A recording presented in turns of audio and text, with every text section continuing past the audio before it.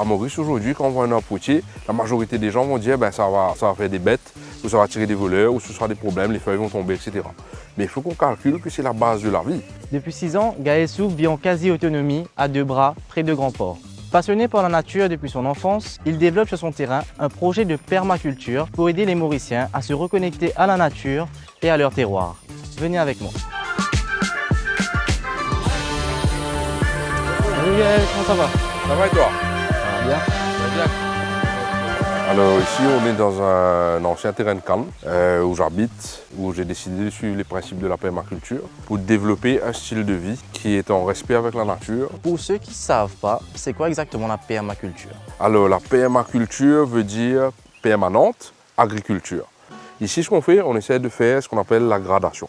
Donc on ramène du fumier, on travaille avec du compost, on laisse les feuilles et les branches tomber sur place. Ça fait une culture permanente qui s'enrichit sur le temps, au lieu de tout le temps recommencer. Donc ici, j'essaie de faire un mélange, une production agricole, mais qui est en même temps avec ce concept de parc botanique. C'est-à-dire une collection de plantes rares, multifonctionnelles, tisanes, légumes, fruits, légumes racines, enfin plein de trucs.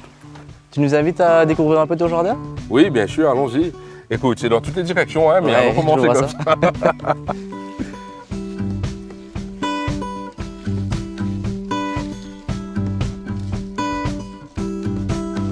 Ça, cette plante-là, ça s'appelle le bois d'oiseau.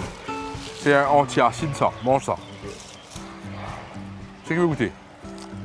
Alors, ici, on a un vavanguier. Avec la peau, je fais des piments, etc., des trucs comme ça. Et puis, tu peux aussi faire du jus avec les graines, un peu comme le tamarin. Goûte, tu me dis. Et là, on a une plante qu'on appelle le Bixa orellana, qu'on peut utiliser dans la cuisine. C'est numéro 1. Numéro 2, lipstick naturel. Numéro 3, écran total sur le visage. Fond au sol, qui est une plante très rare aussi.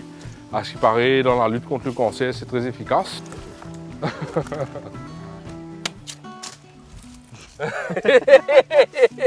Le management des ressources naturelles, ça qui est intéressant dans ce système-là. Tu vas voir qu'il y a des arbres qui sont un peu hauts, ça paraît comme si difficile d'aller casser la papaye, mais ce n'est pas forcément pour nous. Ce qui est bas, c'est pour nous, et puis là-haut, c'est un peu pour les oiseaux qui vont refaire la dispersion des graines.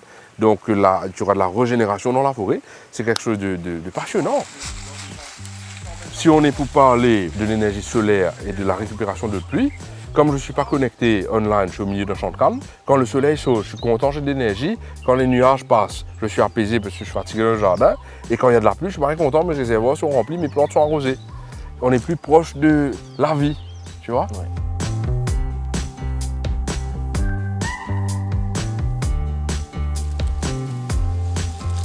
Mais on n'a pas vraiment cette connexion où ma grand-mère m'a montré à faire ça.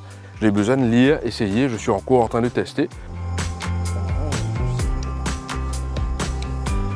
On peut venir visiter ici aussi? Ah oui, bien sûr, bien sûr. Je fais des journées de rando, découverte du lieu. Ensuite, on fait une marche dans la nature, on va vers une cascade, on revient, on mange ce qui a été attrapé, soit de la ferme, soit de la mer, soit de la chasse.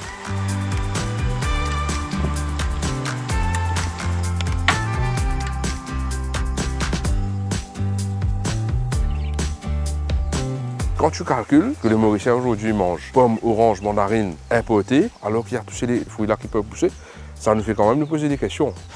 Sinon, quel conseil tu aurais à donner à un jeune qui veut se lancer dans ce style de vie-là?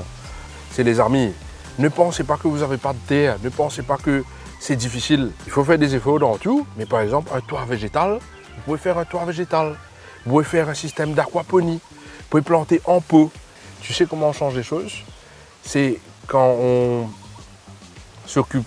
on prend la responsabilité de notre propre vie, de nous-mêmes, de nos pensées, de notre environnement. C'est tout. Si chaque personne fait ça et qu'il y a un partage responsable, tout va être équilibré. C'est de cette balance-là que je parle, moi, tu vois.